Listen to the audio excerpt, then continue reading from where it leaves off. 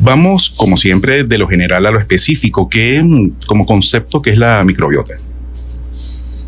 Bueno, la microbiota es una gama de microorganismos, ya sean comensales, patógenos o simbióticos, que habitan en, la estructura de todos los organismos multicelulares, ¿ok? Esto incluye desde los animales hasta las plantas. La microbiota, de alguna manera, tiene funciones inmunológicas, de control hormonal, metabólicas, y hay distintos tipos de microbiota a nivel de lo que es el ser humano, ¿no? Está la microbiota, como bien lo decías, intestinal, la microbiota oral, en piel, en pulmones, en vagina, entre otros órganos. Cuando hablamos de este tema, también vamos a conversar sobre el efecto precisamente positivo o negativo que tiene la microbiota en la salud mental. ¿Cómo defines, Tatiana, salud mental? Bueno, mira, fíjate que pareciera fácil, pero la salud mental es compleja, ¿no? De definir. De repente quizá tú dices, bueno, lo más sencillo es pensar, salud es la ausencia de enfermedad, ¿no? Se supone que si no tengo ningún trastorno mental, tengo básico. Salud. Exactamente. La Organización Mundial de la Salud por muchos años ha planteado que es el equilibrio biopsicosocial. Incluso ese concepto ha evolucionado a un equilibrio biosocial. Pero, de alguna manera, nuevas tendencias lo que nos dicen es que la salud mental tiene que ver con un bienestar, un estado de bienestar que le permite al individuo desarrollarse como persona, es decir, tener esta autorrealización, afrontar los desafíos de la vida, trabajar, aprender, y de alguna forma ser un agente de cambio y un agente que sume a sus comunidades. Esto es lo que en teoría sería un estado de salud mental. Muy bien, ahora qué relación, porque de esto sí he visto bastante y de hecho he tenido varios programas referentes a este tema, qué relación hay entre la microbiota intestinal y la salud mental. ¿Cuál es toda esta relación? ¿Qué enfermedades están asociadas a todo esto? Mira, la microbiota intestinal es lo que denominamos el segundo cerebro, ¿ok? Lo que se ha planteado es que hay una relación bidireccional entre el intestino y el cerebro. Esta relación se da por conexiones nerviosas y por la síntesis de neurotransmisores como serotonina, dopamina y GABA. De hecho, la microbiota intestinal está poblada por millones de microorganismos, ¿no? Y aquí lo que se hace es que se sintetiza el 90% de la serotonina. La serotonina es uno de estos neurotransmisores asociados al bienestar mental. Está relacionada con la libido, está relacionada con la cognición, con el sueño, con el estado del ánimo.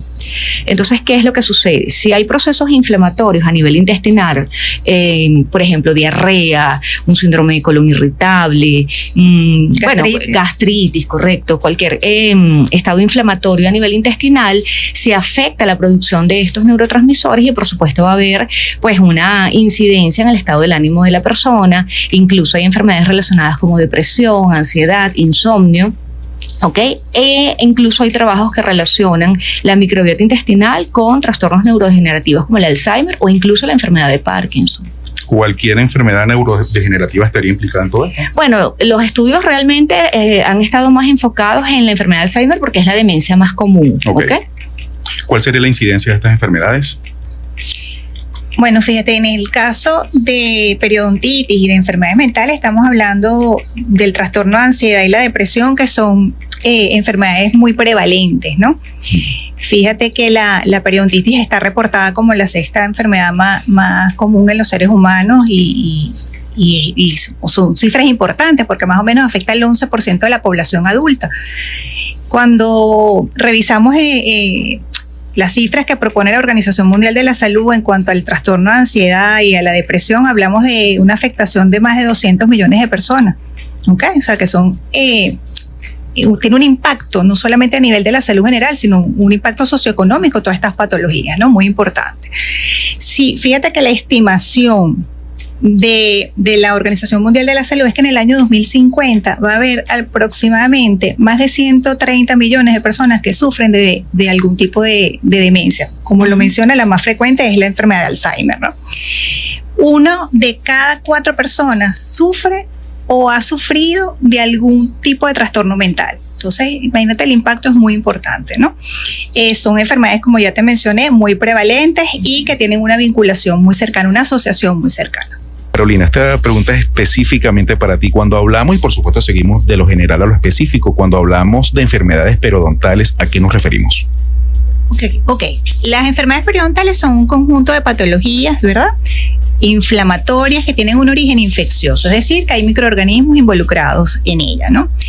Cuando estas patologías están confinadas, digamos, o su extensión es solamente a nivel del tejido blando, es decir, de la encía, estamos hablando de una gingivitis y es un estado que puede ser reversible. Cuando la enfermedad avanza y su extensión es mucho mayor y ya hay una afectación de todos esos tejidos de soporte del diente, es decir, que se afecta el periodonto, y estos tejidos de soporte nos referimos al cemento, al hueso, al ligamento periodontal, ya estaríamos hablando de una periodontitis. Como lo mencioné, por supuesto hay un componente bacteriano que es primordial como un determinante etiológico, ¿verdad? Aunque la enfermedad sabemos que es multifactorial. Ahora sí, ya entrando en el tema central, microbiota oral. Todo lo que yo leí es del 2024, no sé si es así. Es algo que me parece que está reciente, está fresco, pero tenemos también microbiota en toda la cavidad oral. Bucal, correcto, ¿sí? Como lo mencionó la doctora anteriormente, la microbiota está en diferentes áreas de nuestro cuerpo. Por supuesto, la microbiota oral se refiere justamente a esos microorganismos que cohabitan en ese ecosistema bucal y que van a ayudar a mantener como ese equilibrio, ¿no? Para que haya un funcionamiento fisiológico y protegernos del desarrollo de enfermedades, ¿no? Por supuesto, estamos hablando aquí de una microbiota que se encuentra, la palabra clave es en equilibrio, ¿verdad? Y es lo que nos va a ayudar a mantener ese ecosistema bucal. No sé si hay algún estudio, algo que indique en dónde hay más porcentaje, más proporción de microbiota a nivel intestinal o bucal. La microbiota oral es la segunda comunidad microbiana más importante, ¿no? Después de la microbiota intestinal. En la boca hay diferente literatura que menciona que hay diferentes nichos, ¿no? O sea, hay como una corriente que se inclina por considerar que la boca tiene diferentes nichos de localización de esos microorganismos. Y hay otra corriente que considera la boca como un todo, como un solo nicho, ¿no? Bueno, no vamos a entrar en esos detalles, pero bueno, cada zona, dependiendo de las características, por supuesto puede albergar una cantidad y unos determinados microorganismos. ¿Qué se estima? Que hay 700 especies bacterianas que pueden colonizar la boca, y un individuo por lo general puede albergar alrededor de 150 especies o más. ¿Hay alguna diferencia entre microbiota y microbioma? Bueno, la microbiota es el conjunto de microorganismos, ¿ok?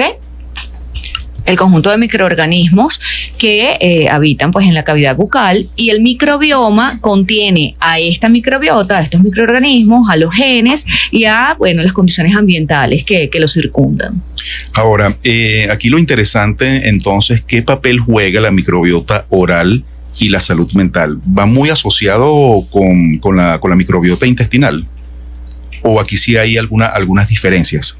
Bueno, fíjate que la microbiota intestinal tiene su propia línea de investigación, ¿no? O sea, hay una cantidad de estudios muy numerosas, ¿no?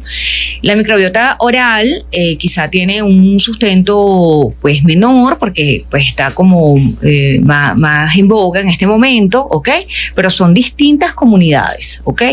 Ahora, no es el tema de la microbiota oral. La microbiota es normal, o sea, todos tenemos microorganismos en nuestro cuerpo, en distintos órganos, ¿no? Como se los mencionaba al principio.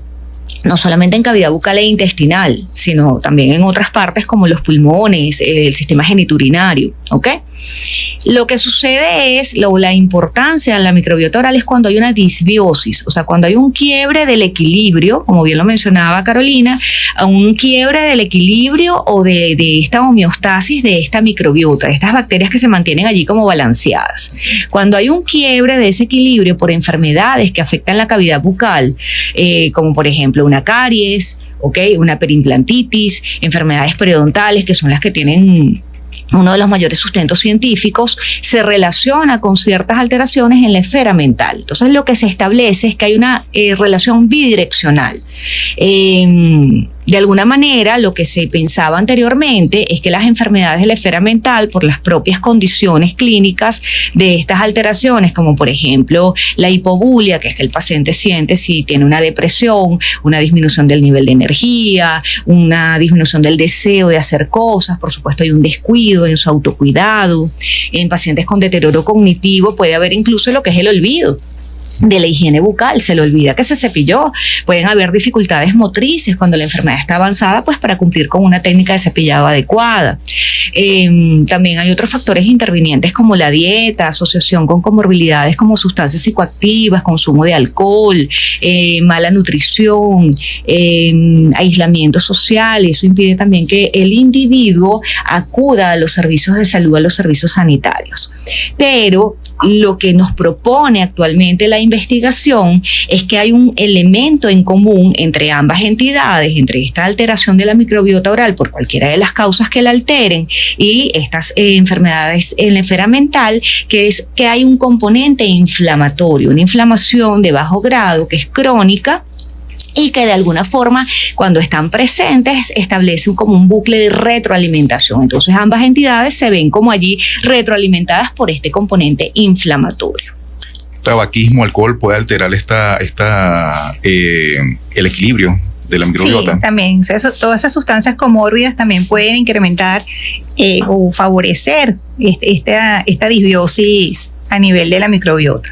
Otra cosita que quería agregar con respecto a lo que menciona Tatiana es que también para estos pacientes muchas veces es como difícil identificar el dolor, ¿sabes? Identificar qué es lo que le está pasando a nivel de la boca. Entonces, al no referirlo, pues, oportunamente, eso también tiene un impacto en el retraso de recibir esa atención oportuna desde el punto de vista odontológico, ¿no? Sobre todo en pacientes con deterioro cognitivo suele suceder eso, porque el paciente no identifica, porque pues de alguna forma hay una pérdida de estas funciones cognitivas y él no identifica, oye, me duele y necesito ayuda. Entonces, va progresando, pues una entidad allí nosológica a nivel bucal y desencadena pues otras patologías, ¿no?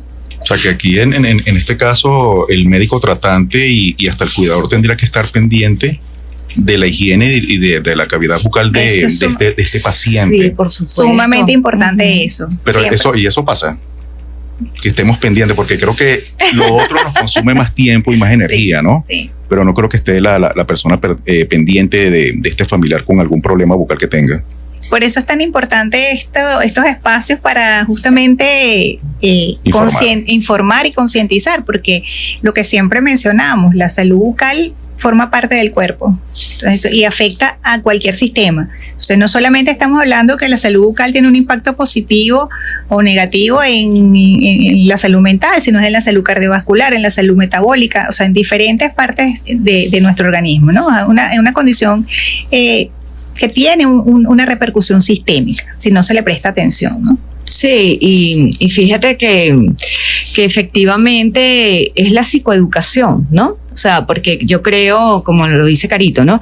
O sea, el cepillado dental es definitivamente, como un reto. O sea, es que la gente tenga o no tenga una condición en la esfera mental, es muy difícil que cumpla con una adecuada higiene bucal. Lo dan como algo menor, como que si fuese algo menor en el autocuidado, y es clave para prevenir justamente estas enfermedades, y es parte de justamente, como repito, este autocuidado. O sea, denota realmente que hay una conciencia de la importancia de mantener una buena salud bucal para prevenir enfermedades en la esfera mental, pero también, como lo menciona la doctora, en la esfera general, o sea, en otros órganos, porque es una enfermedad sistémica. Bueno, qué bueno que estén aquí para aclarar toda esta información. Ahora sí, entrando un poco más específicamente en el tema central, ¿cuál es la relación de estas enfermedades bucales y la enfermedad de Alzheimer? No sé si podemos o se incluye también enfermedad de Parkinson o algunas otras demencias asociadas a enfermedades bucales. Ok. Los estudios hacia dónde se dirigen, hacia dónde apuntan. Que puede suceder que esos microorganismos o esas bacterias periodontopatógenas pueden atravesar lo que es esa barrera hematoencefálica que esté comprometida de alguna manera y generar algún daño neurodegenerativo, ¿no? Tomando en cuenta que la enfermedad de Alzheimer es una de las demencias más comunes, ¿no? Más prevalentes. Y también no solamente es esa acción como directa de esos microorganismos, sino que también puede suceder que esos microorganismos generen sustancias inflamatorias, ¿ok? Citocinas o productos inflamatorios que puedan también a través del torrente sanguíneo llegar al sistema nervioso central y producir un daño allí, ¿ok? Generar una neuroinflamación. Eso es hacia donde apunta más la investigación.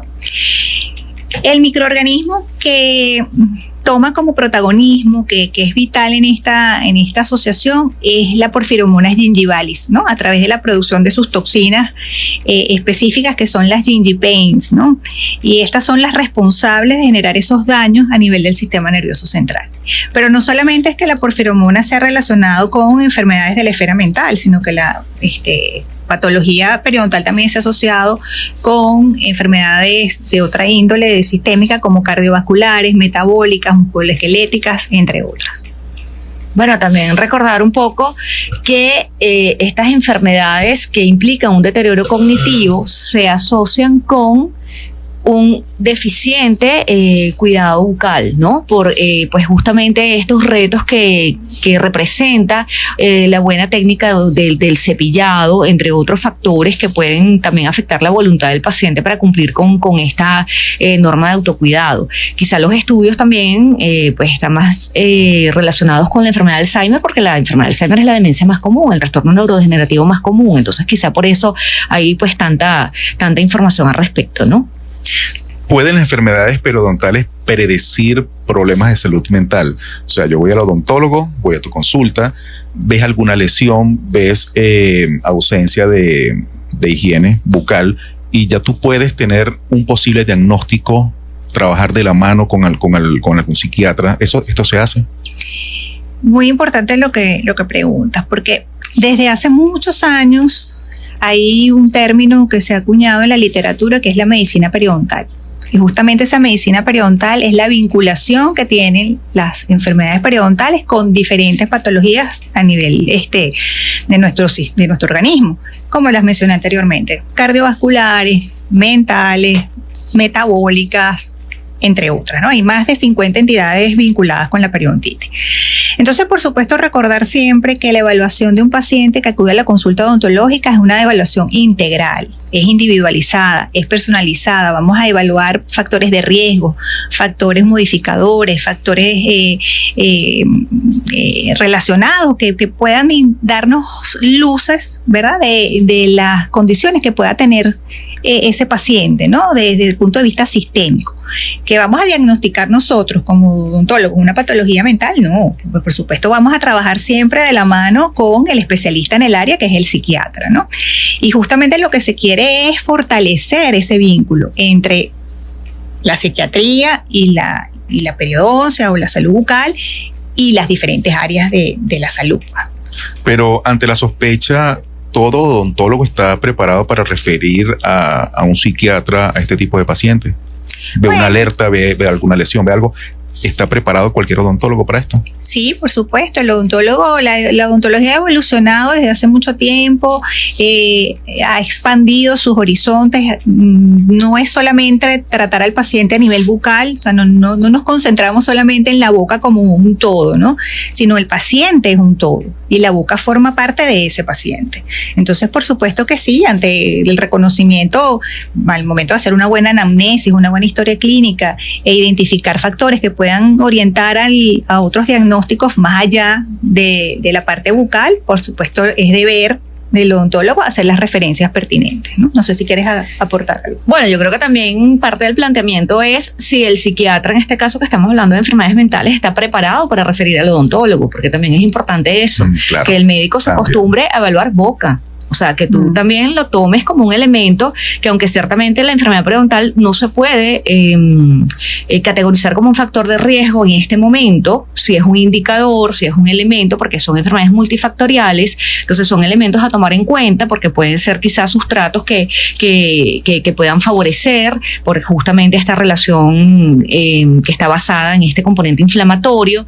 Entonces es bien importante también, bueno, como el generar este criterio nosotros también tenemos que contemplar la boca y referirlo al especialista o el odontólogo o el periodoncista, que es el que se encarga de la salud periodontal, pues de este tratamiento de las encías y de todo lo que es la salud bucal. Bueno, esa visión multidisciplinaria, ¿no? Claro, correcto. Exactamente. Ahora, yo cada 6 meses voy al odontólogo, mantengo una buena higiene bucal.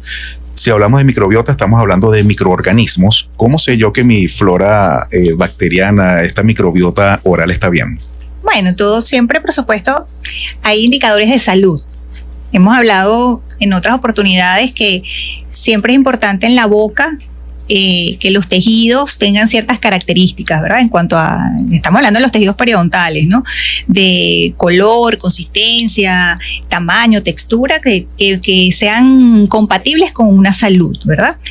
Y un signo muy importante, que también lo hemos conversado en otras oportunidades, es que exista la ausencia de inflamación, o sea, de sangrado gingival.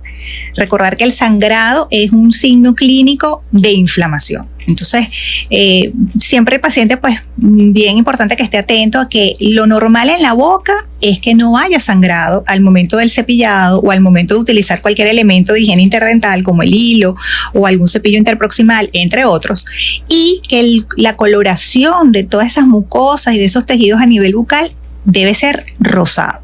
Aquello que cambie de color, que sea un rojo, un rosa intenso, es como un indicador de que algo está sucediendo a nivel de los tejidos y es el momento del paciente acudir a su evaluación respectiva.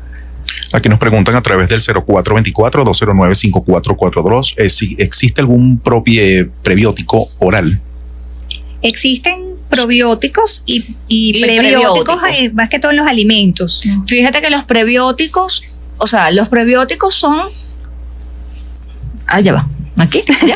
Ahí. O sea, los probióticos son como estas fibras que alimentan a estos microorganismos saludables, ¿no? Los que necesitamos, ¿no? Y los probióticos se alimentan como de estos prebióticos, ¿no? Entonces está como estos dos grupos, ¿no? Pero sí hay ciertos alimentos, como por ejemplo el repollo, el ajo, los plátanos, que contienen estos prebióticos, ¿ok? Ya a nivel de probióticos, bueno, hay unos probióticos que venden en la farmacia. Todo esto tiene que ser, por supuesto, con la asesoría y la supervisión, la indicación, pues, médica, ¿no? Hay unos probióticos que los venden como tal, que son pues esta flora, ¿ok? Pero sí hay ciertos alimentos. Fíjate que, por ejemplo, ahorita que estamos tan en boga con estos K-dramas, ¿no? Que todo el mundo sabe de la cultura coreana. Ellos comen mucho kimchi, y es que el kimchi es un alimento fermentado que funciona como un probiótico. Ok, la kombucha, el vinagre de manzana. Entonces hay ciertas cosas que quizá, bueno, para nosotros no son tan accesibles, pero que sí existen en la dieta de algunas poblaciones, ¿no? Nos preguntan a través del 0424-209-5442, ¿corre más riesgo las personas con implantes o prótesis? Me imagino que se refiere también a la microbiota oral. Ok, no necesariamente el paciente que tiene un implante dental o que tiene una prótesis significa que eso se va a traducir en algún tipo de patología o de enfermedad o de alteración de la flora o de esa microbiota oral, ¿no? Como todo, creo que lo mencioné al principio, hay diferentes nichos a nivel de la boca, todos son susceptibles de, ante una incorrecta higiene bucal o un mal control por parte del paciente de esa biopelícula dental, que se acumulen microorganismos en determinadas zonas, quizás unas más que otras, ¿ok? Pero no necesariamente el hecho de tener una prótesis o un implante se traduce en que haya alguna patología. ¿Algunos síntomas, signos que debo estar yo alerta como paciente? Justamente eso, el paciente también, así como se evalúa, se hace el autoexamen en el caso de las mujeres, bueno, y los hombres también, el autoexamen de mamas, o te revisas otras áreas de tu cuerpo, la boca también es importante que el paciente la evalúe. Bueno, te puedes replegar los labios, vas a revisarte la encía, te puedes ver si hay algún cambio, lo que mencioné anteriormente, si hay un cambio de coloración, es toda la zona del área de la encía, de la mucosa, debe ser de un tono, una tonalidad rosa clara. Entonces, si ves que hay un cambio en alguna zona puntual o de forma generalizada, pues ya te está orientando a que algo está pasando. Si hay sangrado, si hay presencia de sangrado a nivel gingival, eso es un signo importantísimo de inflamación. Ese es el momento que algo está pasando, tenemos que acudir a consulta. Aquí tenemos una última pregunta de los oyentes. Esto sucede porque las bacterias pueden ingresar al torrente sanguíneo y a su vez al cerebro, hablando de microbiota oral y salud mental. Sí, imaginémonos que hay como dos vías, hay dos mecanismos, ¿no? Una vía directa, que sería justamente ese ingreso o ese posible ingreso de esas bacterias periodontopatógenas en el torrente sanguíneo y alcanzar ese sistema nervioso central al atravesar la barrera hematoencefálica. Y también afectar lo que es la microglía y entonces generar allí una neurodegeneración, ¿no? Pero también hay como una vía indirecta, que ya no es directamente, como lo dice, sino la bacteria en el torrente, sino los productos que se generan de esas endotoxinas y esos lipopolisacáridos bacterianos, que son sustancias proinflamatorias, sustancias inflamatorias que alcanzan también el torrente sanguíneo y pueden generar daño y estimular lo que es esa neuroinflamación. Entonces son como las dos vías principales. Y fíjate que también se habla de una activación del eje hipotálamo hipofisario adrenal, ¿no? Porque hay muchas patologías relacionadas con el estrés que justamente pues están presentes en esta asociación y se activa pues toda esta cascada inflamatoria, ¿no?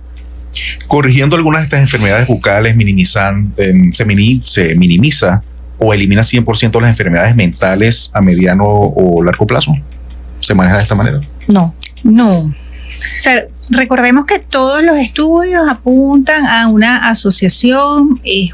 La condición periodontal, digamos que es un indicador de riesgo, pero no podemos establecer aún una relación de causalidad. Una causa-efecto, no. Sería precipitado decir algo en ese particular, ¿no? Pero sí tomar en cuenta que la patología periodontal es un indicador importante de riesgo para diferentes patologías sistémicas, ¿no? Yo creo que la clave es el equilibrio y la prevención. Correcto. O sea, yo creo que eso es lo importante de llevarnos el día de hoy, por lo menos, ¿no? Perfecto. ¿Cuáles serían entonces las recomendaciones generales para evitar esta asociación? Bueno, mira, lo primero es mantener la higiene bucal, o sea, a través de la técnica del cepillado correcta, que eso, bueno, ya es materia acá de mi querida hermana. Bueno, muy importante ese control mecánico de la biopelícula y de todos esos irritantes, ¿verdad?, que puedan afectar esos tejidos periodontales. Por supuesto, lo he mencionado en otras ocasiones, el cepillado debe realizarse de manera consciente. O sea, no es cepillarse por cepillarse, sino todo lo que involucra la higiene bucal es una serie de pasos para hacer un cepillado dental correcto, utilizar medios auxiliares que nos garanticen esa higiene interdental, hilo, seda dental, cepillos interproximales, incluso el uso de antisépticos orales, ¿verdad?, que ayuden a ese equilibrio. Por supuesto, las visitas regulares al odontólogo son importantes. Ya el establecimiento de los tiempos de visita van a depender de las condiciones de cada paciente, porque es personalizado, que no todos los pacientes tienen los mismos factores de riesgo ni predisponentes. Siempre, por supuesto, el paciente tener en cuenta que el estado de su cepillo, parecen cosas que no tienen importancia, pero sí tienen un impacto. El cepillo siempre debe estar en buen estado, no debe estar, yo siempre les digo a mis pacientes que no sea como un plumero, o sea, que no esté abierto como un plumerito, sino que esté con las cerdas adecuadas. Y pasa, sí. Bien sea porque se dan demasiado fuerte, recordemos, no es hacerlo con rudeza. Con rudeza. Me parece que le agarran cariño al cepillo. Hay como una exageración de amor ahí. Está suavecito. Sí, no, es la técnica correcta con la que te vas a hacer tu higiene bucal. Otra cosa importante que me parece oportuno decirle o recordarle a los que nos escuchan, el cepillo, si usted ha pasado por un proceso infeccioso, ha tenido un proceso de salud, es importante cambiar el cepillo, porque hay personas que le da de repente una gripe muy fuerte o tienen una bronquitis, una neumonía, por mencionar algo, y siguen con el mismo cepillo. Pero fíjate, eso no lo sabía. Claro, si usted pasó por un proceso infeccioso o alguna patología, mire, después que se recupera tiene que cambiar el cepillo. ¿ok? Para que eso no sea un reservorio de microorganismos allí.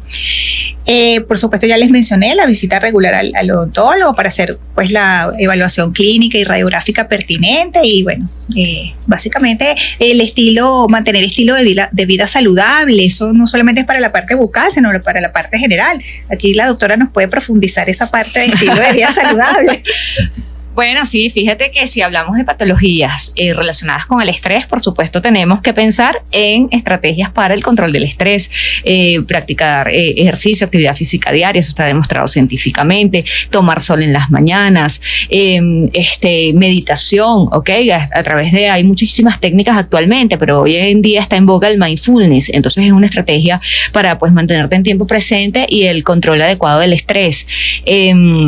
La alimentación sana y balanceada, o sea, hay alimentos que son favorecedores de una mejor salud mental. Hay una línea emergente que es la psiquiatría alimentaria, ¿no? Y son alimentos como los huevos, el aguacate, el yogur, la zanahoria. Psiquiatría alimentaria se llama. Sí, y son inclusive